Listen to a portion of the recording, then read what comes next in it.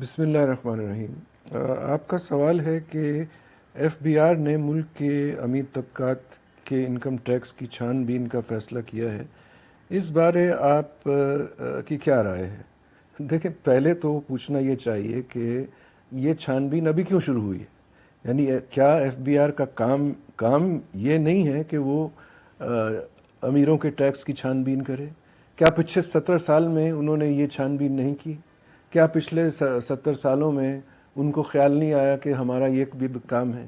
تو پہلی بات تو یہ ہے کہ ایف بی آر سے پوچھنا چاہیے کہ آپ پچھلے 70 سال میں کہاں تھے کہ ابھی آپ یہ چھان بین شروع کر رہے ہیں؟ یہ ایک ایسا مضحکہ خیز حادثہ ہے کہ ایف بی آر فرما رہے ہیں کہ ہم اب چھان بین شروع کر رہے ہیں۔ تو اسی سے آپ کو اندازہ ہو جاتا ہے کہ یہ ایف بی آر چیز کیا ہے، اور میری نظر میں اس ادارے کی تحلیل ہونی چاہیے، اس کو ختم کر دینا چاہیے۔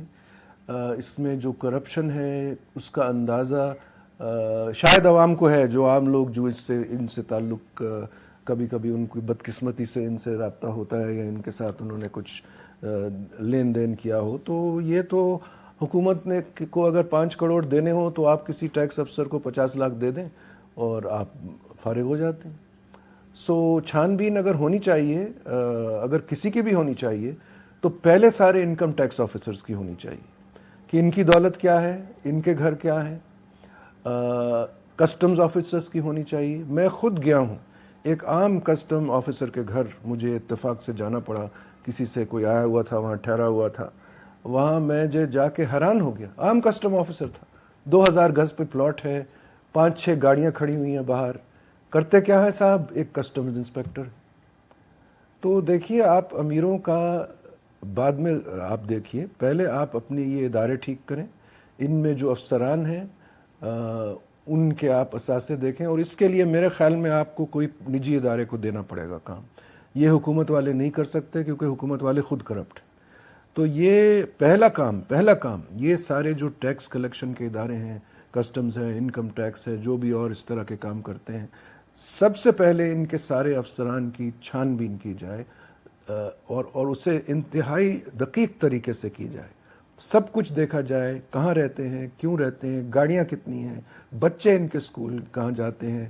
اور یہ جو تحقیق ہے یہ ہمارے سول سروس میں بھی ہونی چاہیے، جو ہمارا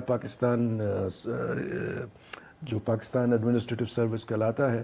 ماشاءاللہ اب یہ لوگ ان کی تنخواہوں کا آپ کو اور مجھے اندازہ ہے، لیکن ان کے بچے ولایت کے بہترین اسکولوں میں پڑھ رہے ہیں۔ کیسے؟ کہاں سے پیسے آئے؟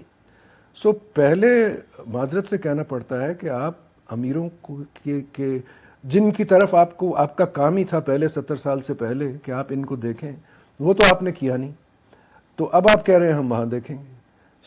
معذرت سے آپ وہاں مت دیکھیں ابھی، اور حکومت سے میں کاکڑ صاحب سے میں کہتا ہوں کہ آپ پہلے یہ کام شروع کروائیں، پہلے ان لوگوں کی آپ چھان بین کریں اور پھر آپ امیروں کی فکر کریں۔ وآخر دعوانا ان الحمد للہ رب العالمین۔